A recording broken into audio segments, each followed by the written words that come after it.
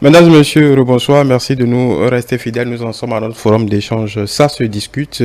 Mes invités sont en plateau. Je m'en vais présenter Monsieur Aïssegbe Sedro Roméo. Bonsoir. Bonsoir, monsieur le journaliste. Vous êtes analyste politique, acteur politique également. Et à ma droite, Mohamed Liamidi, analyste politique, expert en communication éditoriale et digitale. Bonsoir.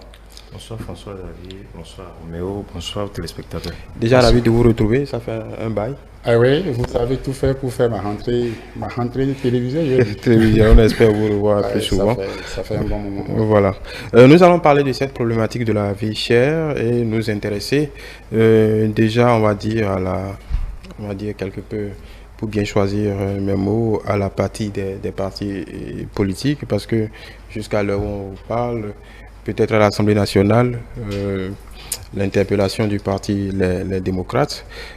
Quant aux propositions, à part FCBE qui a dégainé une proposition qui, bon, qu'on connaissait, remettre l'ONASA refaire revivre l'ONASA, on peut se permettre de dire qu'il n'y a pas d'autres de propositions, disons, innovantes. Alors, Monsieur Aïssegbe, comment vous analysez le fait que des partis quels qu'ils soient, mouvance opposition, qui animent la vie politique, qui vivent avec nous, qui vivent avec les citoyens, qui ont beaucoup de membres un peu partout, des partis à envergure nationale, qui est autant d'apathie, en tout cas sur cette problématique de la vie chère.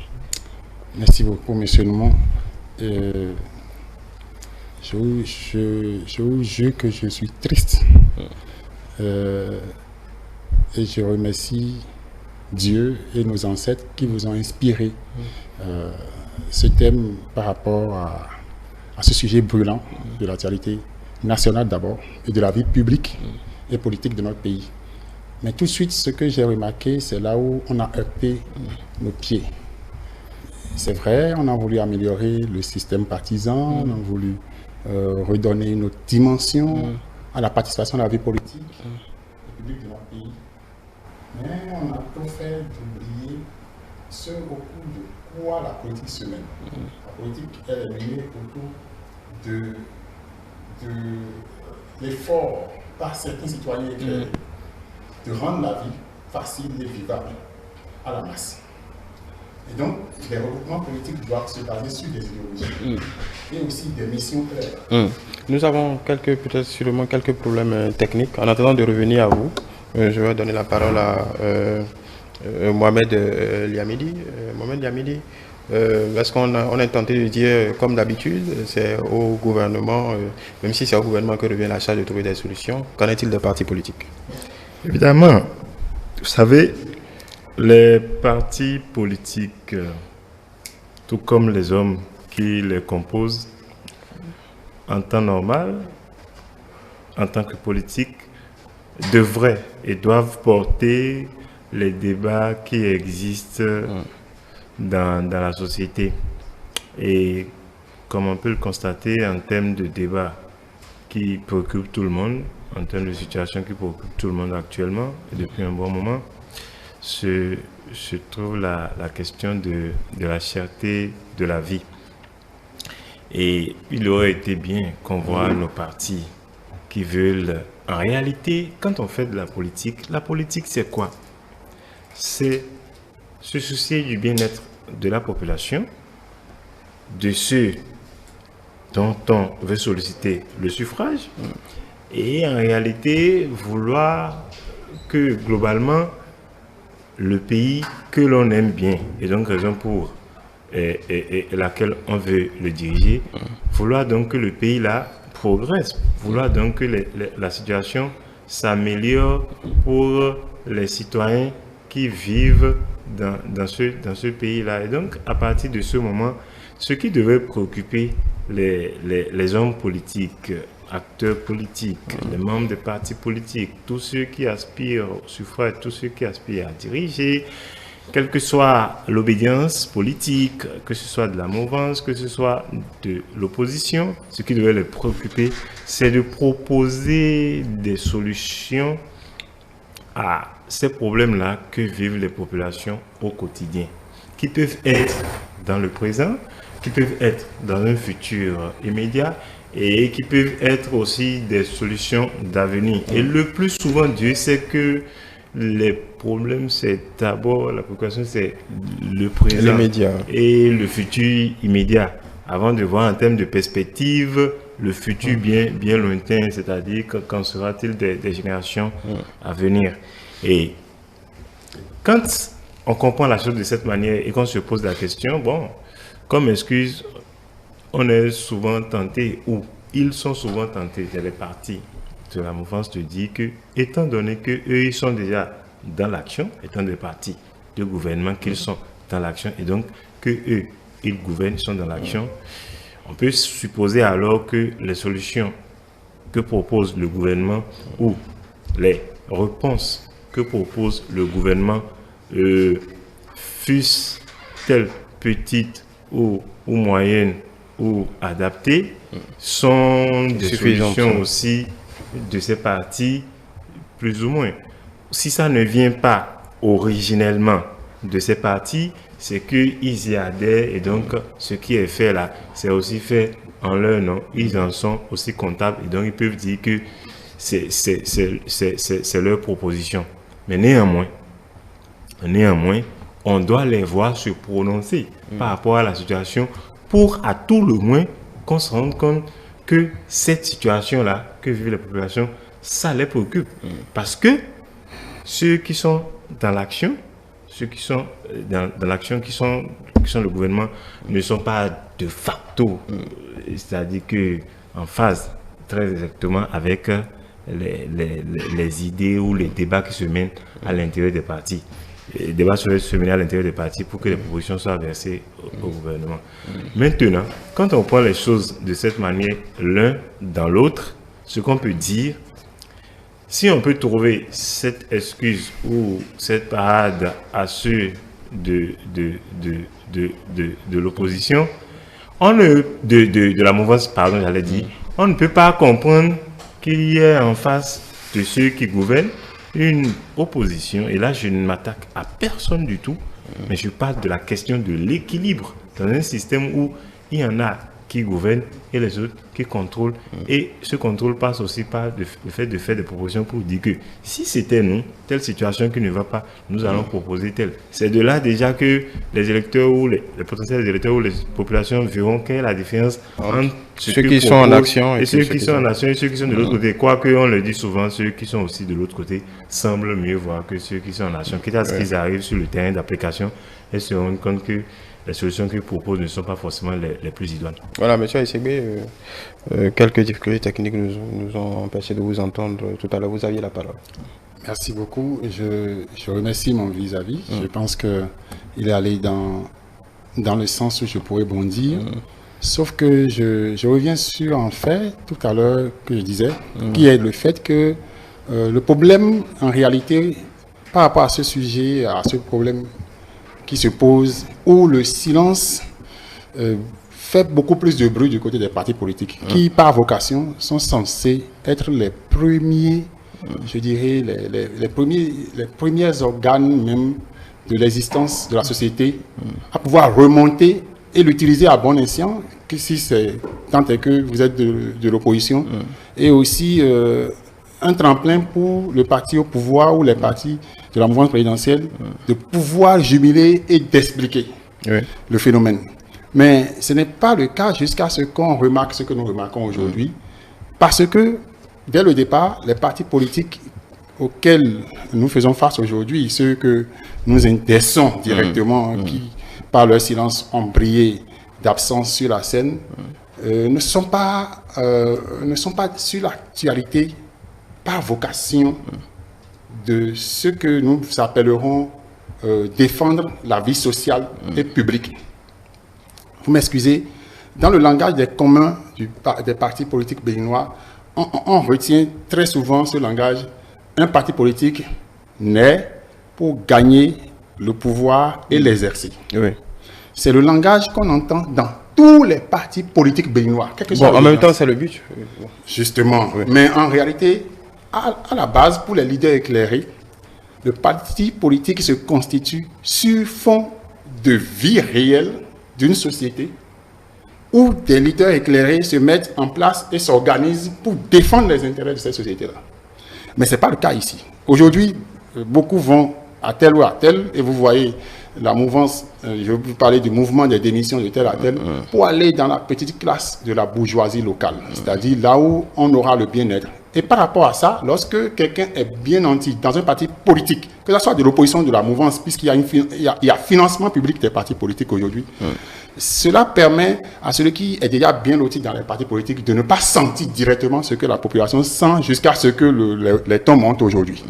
Parce que ça soit de la mouvance ou de l'opposition, tout le monde bénéficie d'un financement public.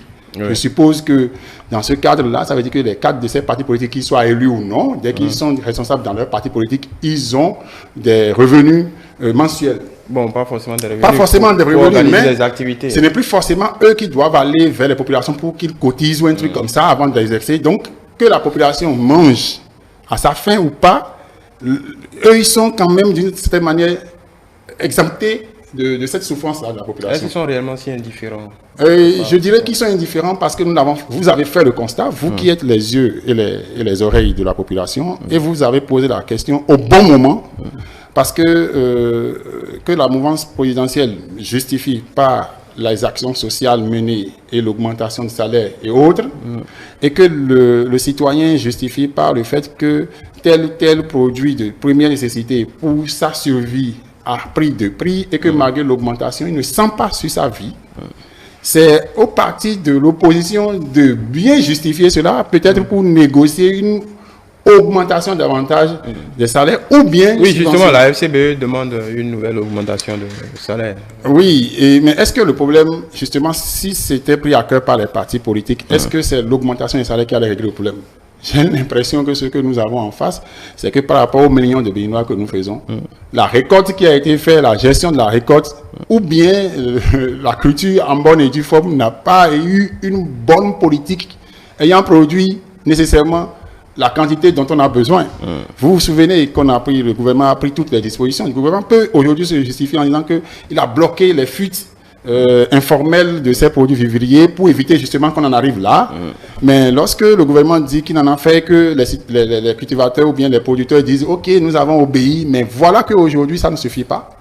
C'est qu'il y a un certain nombre de dysfonctionnements qui se sont posés, mais parce que la vocation des partis politiques, que ce soit de la mouvance ou de l'opposition, n'ont pas tiré sur la sonnette d'alarme pour dire, bon, même s'il y a des décisions qui interdisent la sortie frauduleuse ou bien une sortie parallèle des produits vivriers pour éviter justement qu'on soit face à ce problème-là, il fallait une subvention ou bien un acte social pour permettre à ce que le peu qui est récolté puisse suffire convenablement aux citoyens. Donc je pense que les politiques aujourd'hui, vous m'excusez beaucoup, ont plus pour vocation de gagner le pouvoir de l'exercer parce que peut-être les dividendes, les salaires, les financements publics sont de plus en plus élevés.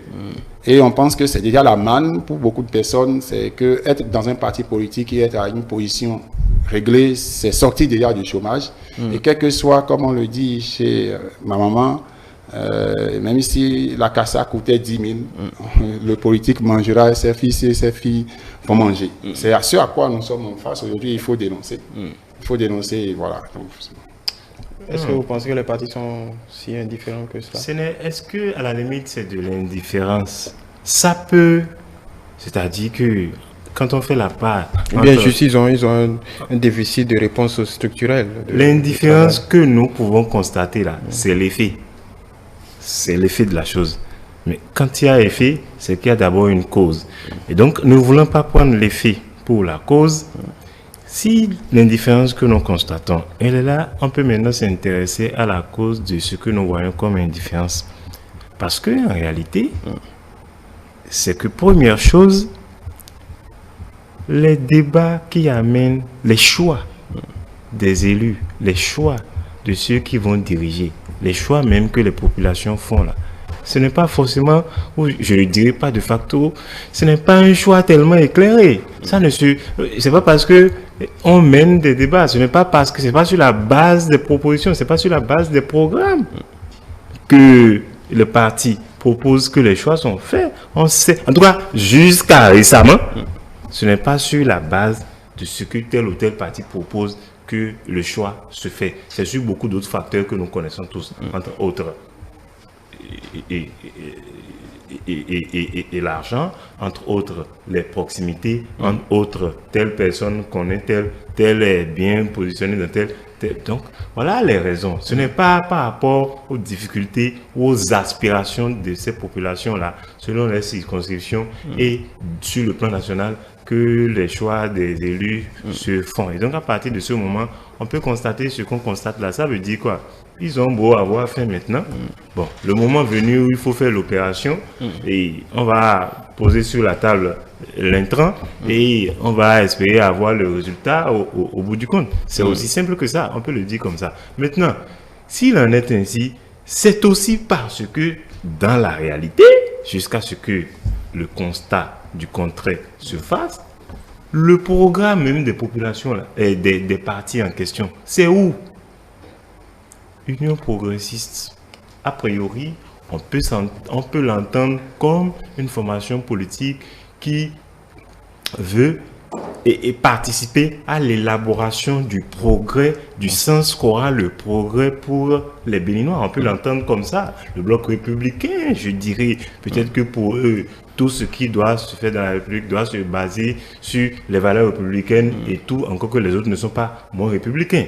Maintenant, quand je prends les démocrates, c'est quoi leur idéologie? Personne ne sait. C'est quoi leur programme? Ils ne nous ont jamais parlé de ça. On a fait les élections législatives dernièrement. Ce n'est pas parce qu'ils ont dit que tel ou tel ou tel, c'est pas sur cette base qu'ils ont été élus. C'est sur la base de, bon, telle personne sont dans telle situation. Sinon, on arrive là, on va pouvoir débloquer et on veut empêcher révision de la Constitution. On veut faire ci, on veut faire ci. C'est sur cette base-là, révision de la Constitution. C'est pas ça qui va régler le problème de cherté de la vie.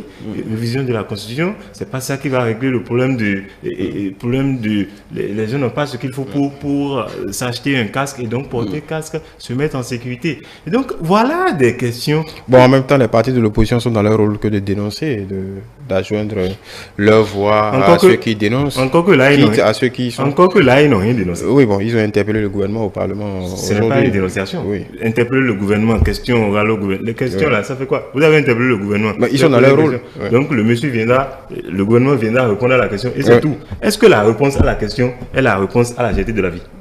Est la réponse à cette préoccupation-là? Normalement, oui, le gouvernement a le droit de donner des réponses probantes. Le gouvernement probantes. viendra expliquer pourquoi la situation est comme ça. Et les mesures qu'il compte prendre. Les mesures là, ça se prend déjà depuis le jour où le gouvernement a constaté que les trucs sont chers. Avant même qu'ils ne posent la question, je parle de ces députés là, le gouvernement prenait déjà les mesures, il va continuer de les prendre. Il va continuer d'apporter ses réponses. Et petites, si c'est ce qu'il y a, moyenne, si c'est ce qu'il y a, jusqu'à ce que il en a la possibilité d'en apporter de plus fortes pour avoir donc des résultats plus concrets. Donc c'est ce que fait le gouvernement, c'est ce que le gouvernement va continuer de faire. Ce n'est pas la réponse à la question du député ou des députés qui va améliorer la situation de la vie. Oui, c'est de faire des propositions. Les questions sont utiles quand même. Les questions peuvent être utiles. Parce qu'ils sont députés. Mais c'est leur rôle. C'est utile pour qui? La question est utile pour qui? Pour eux, les députés? Bon, pour la population aussi. Non. Ils vont comprendre ce que le gouvernement avait déjà expliqué.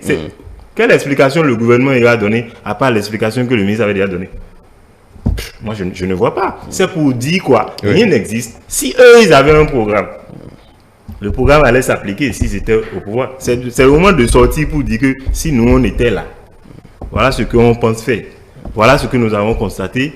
Voilà quelle amélioration, si on fait telle chose à tel niveau, ça va apporter telle amélioration. C'est le moment même de l'apporter. Ce n'est pas qu'il faut attendre les 2 semaines de campagne parce qu'en réalité, ce qui me paraît bizarre, je ne suis pas en train de faire la leçon, l'électeur ne choisit pas, ce n'est pas dans les 2 semaines de campagne que l'électeur choisit son parti. C'est faux. Il le choisit déjà bien avant. Il a déjà une ligne claire. Donc s'il faut le convaincre, c'est maintenant qu'il est en situation difficile qu'il faut dire, bon voilà ce que nous on a, ou dire voilà ce qu'on aurait pu faire de mieux. Et moi, je suis de ceux qui pensent que je suis pour le progrès de mon pays, je suis pour que le pays se porte mieux. Donc si quelque chose se fait qui est bien, on doit pouvoir apprécier. Mais si ça ne suffit pas, il est normal qu'on puisse dire il aurait fallu encore tel. Parce que celui qui est au gouvernail, il n'est pas censé tout voir. Il n'est pas censé. Ce n'est pas une émanation du bon Dieu. pour qu'ils puissent savoir tout ce qu'il faut faire parfaitement. Donc, des propositions, ça peut venir de l'autre côté aussi. Je ne suis pas en train de porter un doigt accusateur. Je suis en train de faire un constat, de dire ce qui est et de dire ce qui devrait être pour que ceux qui ont reçu mandat pour le faire, encore que maintenant il y a financement. Il y a financement public. Quand vous prenez ces partis-là, vous prenez les organes qui dirigent les partis. Vous allez voir responsable à tel, responsable, bon, c'est quelque chose à tel. Mais quand les problèmes liés à ces responsabilités-là se pointent, on ne les retrouve plus, on ne les entend plus. C'est à quoi même que ça ne fonctionne pas. À quoi ça sert alors de faire ça? À la limite, si ce n'est d'avoir un bureau qui est ce qu'il faut pour que le parti... Monsieur Aïssigoué, je vais me faire le porte-parole ou bien le défenseur un tant soit peu des partis. Du moins un parti comme le Bloc républicain qui a l'un des plus importants ministres au gouvernement qui gère cette question sociale, pas l'agriculture, mais le ministre d'État Abdoulaye Biachane par exemple, qui a pris langue avec les leaders syndicaux, puisque c'est ceux dont on parle. Demain, on va en parler certainement, puisque c'est leur jour. Est-ce que le parti peut se dire, bon, on a un cadre de ce niveau au gouvernement, donc qui est au fait des mesures que le gouvernement prend. Donc, est-ce que ça peut les excuser? Est-ce que ça peut justifier l'économie d'un débat politique autour de ces grandes questions conjoncturelles? Je vous remercie très sincèrement. Je salue au passage le ministre d'État. Et dès que vous avez fait l'approche, tout de suite, il y a le mot planification qui se situe dans sa responsabilité qui est venu dans ma tête. Et tout de suite, je me suis rappelé de la présentation du programme de société du candidat. Donc alors, candidat à sa propre succession, candidat président de la République. Et je me suis dit, nous sommes à peu près de 2021 à 2024. Nous sommes en train d'enlever 3 ans. Et pour ceux qui ont été de très près intéressés aux documents que nous avions sous la main, qui ont suivi les documents audiovisuels et les supports, je me demande avec quel argument le ministre d'État pouvait convaincre les syndicats. Parce que à ce moment-là, son parti, qui est le parti ayant porté le candidat, donc a participé à la rédaction, comme tout à l'heure le dit mon frère et ami, à un programme. Donc il y a du contenu. Est-ce que déjà dans la communication publique, on s'est rendu compte des couacs? Est-ce qu'on nous a expliqué ce qui a fait que ce qui est prévu à hauteur de 2 ans, 3 ans du mandat, de remédier, n'est-ce pas, à ces problèmes? Est-ce que c'est mis en route? Où est-ce qu'on en est? Je pense que si les échanges, les tête-à-tête qu'il y avait eu entre les responsables des centrales syndicales et le ministre d'État avaient tourné autour de cet aspect où il avait trouvé des arguments probants, convaincants, les autres n'iraient pas, même à la marche verte ou à la marche, je crois, à mon avis. Mais le moins qu'on puisse dire, c'est que le gouvernement avait de sérieux arguments. Il n'y a pas si longtemps, augmentation de salaire, il y a des mesures qui ont été prises. Le dialogue social, bon à mal an, se tient plutôt de la bonne des façons. J'ai tout à l'heure parlé de planification. Et je me dis, ce qu'on a comme problème aujourd'hui ne touche pas que les fonctionnaires. La vie chère touche d'abord celle-là qui n'est fonctionnaire nulle part, mais qui va dans un marché aglo ou à serre. Qui va dans le même marché que les fonctionnaires. Exactement. Et qui revient vendre même aux fonctionnaires. Et qui informe le fonctionnaire que ce qu'il a acheté à 100 francs avant-hier est passé à 200 francs aujourd'hui. Le fonctionnaire, lui, en temps, son salaire a été augmenté, d'accord. Mais le revenu de celui que l'État ne connaît pas réellement en matière de salaire a aussi trouvé sur son chemin un obstacle.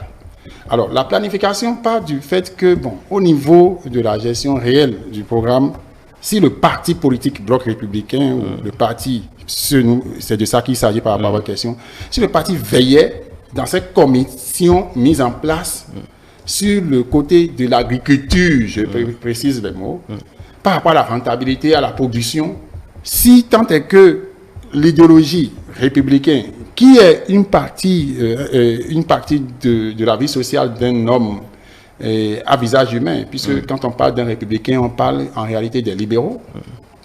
Donc des gens qui ne sont pas à charge d'un État, ce sont des producteurs de richesse. Est-ce que les libéraux, dans ce sens-là, ont joué leur rôle? Est-ce que le climat actuel leur est favorable de produire suffisamment? Parce que si je dois... Oui, forcément, puisque le ministre a dit qu'il y a eu 1 800 000 tonnes de 1 800 000, c'est ça, hein, tonnes de maïs. Bien sûr, j'ai lu les chiffres comme vous. Oui, notre consommation a 1 million, donc il y a 800 000 qui sont forcément... Il y a un passés. accident. Il y a un accident quelque part. Et pour des libéraux, les libéraux laissent le marché se réguler lui-même.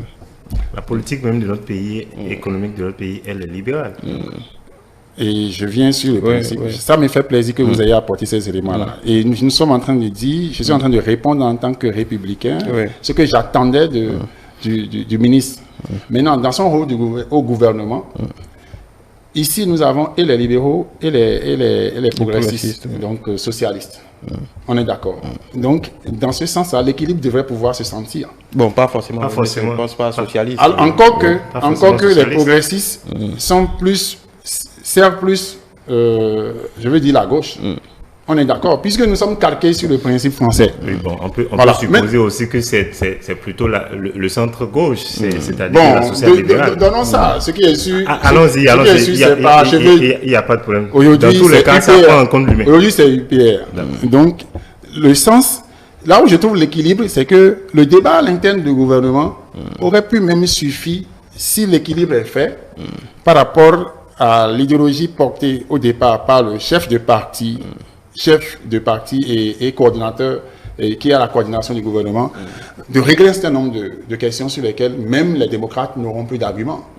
Ce que je dis revient toujours sur l'identité même des partis politiques. Qu'est-ce qu'ils défendent?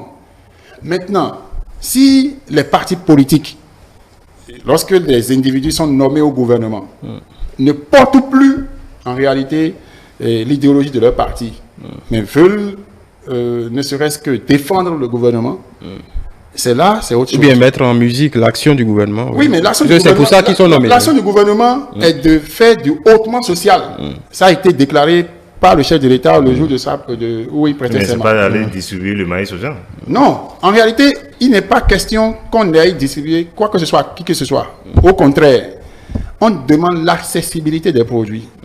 Ce qui se passe aujourd'hui, si les produits sont devenus chers, c'est que d'une manière ou d'une autre, ça part de la production, transport et tout le reste. Et la question n'est pas... Aucun citoyen aujourd'hui ne demande qu'on lui fasse de dons. La preuve, les politiques aujourd'hui ne font plus de dons, mais les gens ne réclament pas. Mais les gens se demandent pourquoi ça va de plus en plus cher. Si tant est que la production a augmenté. Et qu'aujourd'hui, il n'y a plus de mesures de conservation autres. C'est-à-dire, au NASA et autres ne sont plus. Ça veut dire que directement, quand ça sort quand ça sort du laboratoire de la production, ça va sur le marché. Oui, mais pourquoi c'est devenu cher? Oui, mais vous avez la réponse dans ce que le ministre a dit. Parce que quand on prend les chiffres et qu'on connaît, moi j'ai déjà dit ça plusieurs fois, on connaît la demande, la consommation, le niveau de consommation au niveau local. Et quand on prend les chiffres, à tout le moins, les chiffres, la production avoisine le double de la consommation. Ça veut dire que les gens peuvent consommer largement, qu'on aurait encore une bonne part qui n'est pas trop loin de ce qui est consommé, qu'on peut encore envoyer sur le marché. Et là, ça profite à la fois aux producteurs et bien sûr aussi à l'État qui fait des recettes. Mais le problème se trouve, parce que vous avez parlé de la production, si on est d'accord sur ça, parce que c'est des chiffres, si on s'entend sur ça, ça veut dire que le problème n'est plus à ce niveau-là, puisque ce n'est pas la disponibilité. On n'a pas un problème de disponibilité sur le marché. Il y a des problèmes à la base qui viennent. On a beaucoup plus un problème de gestion de stock. Puisque si on ne contrôle pas ce qui sort, ça va toujours influencer sur ce qui devrait être ici que les gens devraient consommer. Et donc, si le problème, permettez-moi de finir, si le problème est à ce niveau et qu'on n'agit pas aussi à ce niveau, mais pendant qu'on y est déjà là, à ce niveau, on ne peut plus faire grand-chose. Ça ne peut être que sur les productions à venir. Maintenant, c'est de voir en réalité, pendant ce moment-là, qu'est-ce qu'on peut être en train de faire. Parce que quand vous avez un problème... Non, vous m'avez pris la parole, je vous retire la parole. Parce que Là où vous allez vers une conclusion où je n'ai pas encore chuté. On vend le coton et le soja comme ça. On a fait les mêmes dispositifs pour éviter les fuites des graines de coton et du soja. Pas fuite. Oui, les fuites, bon, Excusez-moi. les dispersions. Il faut bien écouter et me comprendre dans mon langage terre à terre. Nous parlons aux populations. On a pris des dispositions pour éviter ça. Est-ce que vous trouvez ça comme ça, les prix dans les couloirs qui sont augmentés? Non. Non. Donc on aurait dû faire la même chose pour le maïs. C'est la même chose. Et au cas où les prix sont fixés, non? On connaît le prix du kilo du soja. Non? Le coton, on connaît ça. Pour les producteurs, demandez. Pourquoi pas pour la tomate? Pourquoi pas pour le maïs? Mais vous en venez à ma conclusion. Non. Pourquoi le gouvernement n'a pas fait ça? Ce n'est pas... Si on a pu prendre les dispositions pour que le soja ne fuite pas vers le Togo, Oui. puisque vous avez utilisé l'argument tout de suite par rapport pour justifier les explications macroéconomiques pour un certain nombre de choses. Mais moi, je parle avec un citoyen à Yino ou à Yato qui veut comprendre pourquoi le jardinier qui est à côté de lui, qui fait du légume, lui coupait au moins 6 pieds et pour 100 francs, et elle dépose 100 francs, on lui coupe 3 pieds. Le problème qui s'est passé, le problème qui s'est produit va même jusqu'à l'eau que l'autre a utilisée pour arroser. Ça va jusqu'au carburant qu'il a utilisé pour le groupe électrogène. Si on veut impacter véritablement sur ces prix-là, c'est de ce côté-là. Puisque j'ai dit tout à l'heure que... Dans les intrants. Oui, j'ai dit tout à l'heure que quand comment on appelle, les trucs là étaient devant, et je peux vous annoncer que les engrais que les cultivateurs ont dû utiliser, parlez avec moi je suis fils de cultivateur, parlez avec eux, ils vont vous expliquer. À un moment donné, aujourd'hui, certains sont en train de vendre les vivriers pour payer des dettes liées au soja et aux intrants de soja et pourtant ça a été subventionné. Oui, ces puisque dernières en années. même temps, Oui. quand ils ont fait, ils sont rendus compte que de l'autre côté, ça n'a pas marché par rapport au prix fixé. Et ils ont rabattu ça sur le prix des vivriers qu'ils ont fait à côté pour pouvoir trouver de quoi rembourser les dettes. C'est pourquoi la négociation, quand je m'en vais vers les partis politiques, le problème, ce n'est pas le gouvernement. Un parti politique qui veut poser des questions, par exemple, à l'Assemblée nationale. Et c'est là que je vous rejoins par rapport aux démocrates, où vous avez bien fait de peindre en caricature, la comédie, en griffe, de ce qui est poser des questions au gouvernement. Le principe même, est-ce qu'il ne faut pas trouver un mécanisme, à mon avis, de faire venir des acteurs, puisqu'ils sont regroupés par des corporations aujourd'hui, à l'Assemblée nationale, pour qu'ils puissent exprimer librement leurs problèmes, parce que les partis politiques qui sont censés faire le rôle ne le font plus. Oui, mais en même temps, est-ce qu'il y a quelque chose qui est prévu dans ce sens? Oui, des auditions. On peut faire des auditions. Je pense qu'ils en ont. C'est pas l'initiative du bureau, c'est pas l'initiative dans le fonctionnement, c'est pas l'initiative du bureau. Oui, mais les commissions peuvent faire venir des gens. Quand il y a des sujets qui nécessitent qu'on le fait, on ne le fait pas juste parce que il y a. Mais aujourd'hui, le problème, c'est crucial, c'est la vie. On parle de la nourriture. Je ne dis pas non. Mais ça peut créer toutes les crises et arrêter le fonctionnement de l'État. Est-ce qu'il y a un sujet? Est-ce qu'il y a un travail législatif qui les amène à faire ça? S'il n'y a pas un travail législatif qui les amène à faire ça, or c'est ce que le règlement a prévu, pourquoi ils le feront? C'est la question que moi je pose. Mais l'Assemblée est libre d'organiser une tournée, de descendre dans les zones reculées pour parler avec les cultivateurs. Bon, il peut le faire de façon informelle. Oui, Même informel. Et là, c'est ce que je suis en train de vous dire, ça sera fait comment? Est-ce que les textes prévoient ça? Est-ce que c'est le député qui doit le faire? Est-ce que c'est le groupe parlementaire? Est-ce que si, est-ce que ça? Si c'est ça, c'est beaucoup plus la responsabilité des partis qui est engagée, et non la responsabilité de l'Assemblée en tant qu'institution. Et donc, si on comprend ça de cette façon, on n'a pas à chercher ce que l'Assemblée a fait, ce que l'Assemblée n'a pas fait, puisque le problème n'est même pas encore posé à ce niveau-là. Si je remonte plutôt à ce que vous dites, première chose, je dirais, quand vous prenez de façon structurée les partis au gouvernement et les partis des autres, lorsque on comprend qu'ils sont au gouvernement et donc qu'ils répondent de ce que fait le gouvernement, qu'ils assument ça, ça fait partie de ce que j'appellerais, ça rentre dans le bulletin.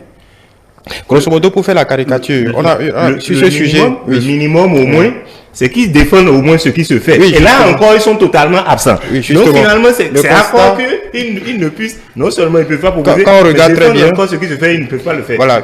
Pourquoi d'après vous, la situation est telle qu'elle? Parce qu'on regarde depuis que cette crise on va dire, du maïs est sur toutes les lèvres. On a vu le ministre de Soui venir débattre, venir expliquer, défendre sa matière.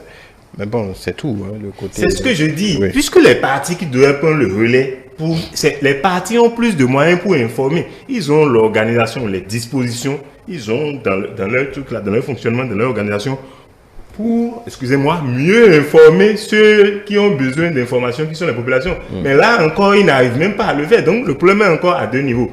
Vous ne pouvez pas, excusez-moi, je ne suis pas en train de faire fixation, je parle de tous, que l'on ne soit pas en mesure de proposer ou de réfléchir. Mais quand c'est encore proposé et que c'est fait en vote, soyez au moins en mesure d'aller expliquer. C'est tout ce que le gouvernement peut attendre des partis, à tout le monde, les partis qui le soutiennent. Et là, je le dis, c'est encore possible, ça peut se faire encore maintenant. Donc qu'ils comprennent et qu'ils se mettent en disposition pour aller le faire. On ne va pas passer 2 ans à expliquer le code de l'étoile. Ce n'est pas le code de l'étoile qui va amener du maïs dans l'assiette des populations. Il faut d'abord qu'ils puissent manger maintenant pour espérer vivre jusqu'en 2026 et voter. Maintenant, comme le débat ne se fera pas sur est-ce qu'ils ont trouvé à manger aujourd'hui ou pas, ça se fera plutôt bon. À l'instant où on a besoin du vote, donc d'une manière ou d'une autre, chacun sait ce qu'il donne et ce qu'il gagne, ce qui est regrettable. Donc si on veut que ça change, c'est qu'il faut soulever le débat et ramener ce débat-là ici pour que ceux qui sont élus puissent aussi dire quelle est leur part, ce qu'ils font et les amener à comprendre que c'est nécessaire. Amener aussi les populations à être exigeants. Ils ne le sont pas du tout. On a un peuple qui n'est exigeant en rien. Bon, il dort. Donc, ils suivent. Et bon, on essaie de... C'est ça, en fait, le problème. Quand vous avez un peuple qui n'est pas exigeant, vous ne pouvez qu'avoir aussi des dirigeants qui ne font que le service minimum. Donc, le problème se trouve à ces deux niveaux-là. Maintenant, quand je reviens à la position de notre la production ne souffre pas. Avec ce qu'on a la production. La question qui pose insidieusement, est-ce qu'on aurait dû faire la même chose qu'on a fait pour le déjà dit, puisque je dis qu'il n'y a pas, c'est parce qu'on n'a pas contrôlé que la situation est comme ça. Ça veut dire que c'est ce qu'on aurait dû faire aussi. Maintenant que la situation est là maintenant, il faut dire que pour la prochaine fois, c'est ce qu'il faut faire. Mais le problème que moi je pose, quand je dis que c'est ce qu'il faut faire, ce qu'il faut faire là, c'est quand il y aura à la prochaine campagne, on est d'accord. Mais maintenant que les gens ont fait là, maintenant là, qu'est-ce qu'il faut faire en attendant la prochaine campagne? C'est de ça là, plutôt encore qu'il s'agit et qu'on ne voit pas. Et c'est dans ce sens que les propositions devaient c'est-à-dire qu'il doit avoir des propositions sur la table de tous les côtés. Maintenant, pour ceux qui disent qu'il faut augmenter ça va être... Ça ressemble. C'est trop facile de se lever et dire qu'il faut encore augmenter le salaire. Encore que le salaire, ça ne prendra qu'une partie. La population. Et tout le reste qui n'a pas de salaire. Qu'est-ce qu'on fait donc? La solution de dire qu'il faut augmenter le salaire, c'est trop facile, c'est trop léger. Et en réalité, ça ne peut pas s'appliquer. Parce que le gouvernement aussi a des contingences, a des responsabilités, a des obligations auquel il doit répondre, ce qui va de la crédibilité de notre pays. Quelle solution vous y voyez? Moi, je pense qu'il n'y a pas Vous avez parlé des intrants tout à l'heure. Oui, il n'y a pas de solution à l'étape actuelle. Si je me fie aux chiffres du ministre coordonnateur de la coordination du gouvernement, M. Abdoulaye Biotchane, si les chiffres sont connus et qu'on sait qu'il y a des réserves, le gouvernement va faire le hautement social. Ça, c'est le ministre de l'Agriculture qui a plutôt donné les chiffres. Justement, oui. Bon, je parle sous le contrôle du ministre d'État, en fait. Le gouvernement, par le biais du ministre des Finances, vole au social. C'est le moment pour le gouvernement de décaisser peut-être et d'aller acheter tout ce qui est en stock par rapport au prix qui est raisonnable chez les producteurs et ceux qui ont en stock. Et de distribuer, c'est ça? Non, pas distribuer, et de faire la politique de l'eau hasard. C'est-à-dire de fixer un prix où on voit clairement que le gouvernement, sur un truc qui devait coûter 500 francs sur le marché, le gouvernement prend sur lui la responsabilité d'enlever 50%. Et donc, ça rentre dans les réserves qu'on sort. Et que la population... On fera ça pour combien de Béninois? Non, attention, je parle par rapport à la production actuelle. Oui. Et ici et maintenant, c'est une solution pour remédier et éviter que de l'orange, ça ne vire au pire, c'est-à-dire au rouge. Ici et maintenant, ce que moi je pense que le gouvernement peut faire et stopper toute rumeur ou soulèvement opportuniste qui pourrait avoir, c'est de procéder ainsi, sponsoriser les produits de première nécessité. Et subventionner, merci, et permettre à ce que tout le monde ait accès aux produits le temps de la prochaine saison et mettre sur pied un comité qui suit rigoureusement au point où on peut imposer, c'est-à-dire à partir des données techniques, dit que désormais le truc là ne peut qu'être vendu à tel niveau, et aussi une politique qui permet à ce que celui qui produit au-delà même de la quantité qu'on pour le Parti libéral dont vous êtes, ça fait trop intervention de l'État. Oui, mais il y a une chose qu'il faut retenir aussi, c'est que quand on regarde le monde entrepreneurial actuellement sur le plan national, le constat est clair. Et les entrepreneurs au plan national sont pour la plupart des sous-traitants chez des entrepreneurs étrangers. Donc la logique libérale ne fonctionnerait sur aucun plan. Parce que ce qui brasse plus d'argent aujourd'hui, ce sont des chantiers lancés. Et quand vous regardez, vous faites le quotient, les entreprises au plan local ne sont pas au premier plan. Et celles qui... Bon, peut-être que ces entreprises-là n'ont pas la compétence forcément pour... Bon, moi, je ne parlerai pas de compétences de gérer, puisque même celles qui viennent de l'extérieur aussi sont en train de montrer leur tas. On a connu des reprises qui sont en cours là. Puisque ça a débuté depuis le régime de faim. On voit maintenant la reprise de la voie de Kalabikota, Ouedo et tout le reste. Ce n'était pas des Béninois qui ont pris ça. Donc la compétence ne vient pas de l'extérieur. Le désert de compétences se retrouve partout sur la planète. Et c'est le transfert de compétences qu'on n'a pas su gérer jusqu'à aujourd'hui et qui nous fait faire ça. Donc le libéral, le parti qui est censé faire ça, c'est que le problème qu'il a dans l'aile, c'est que les entrepreneurs qui se sont engloutis dans ce parti-là ne trouvent pas de porte de sortie. C'est ce qui a causé la crise. Ça, là, qu'on le veuille ou pas, c'est ça. Toutes les entreprises presque sont en train de quémander des sous-traitants chez les entreprises étrangères qui les traitent comme ils doivent les traiter. Et aujourd'hui, ce qu'on est en train de voir, c'est que ça a bloqué le chemin à ce que ça devrait être.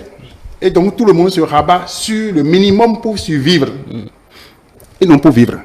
Donc, à ce niveau-là, le gouvernement, je crois, est sollicité pour jouer l'arbitre, vient pour les 7 mois, 8 mois qui restent pour cette saison, dit, bon, ok, comme l'a affirmé le ministre de l'Agriculture, on a des réserves, on ne manque pas de réserves, on a pris les dispositions.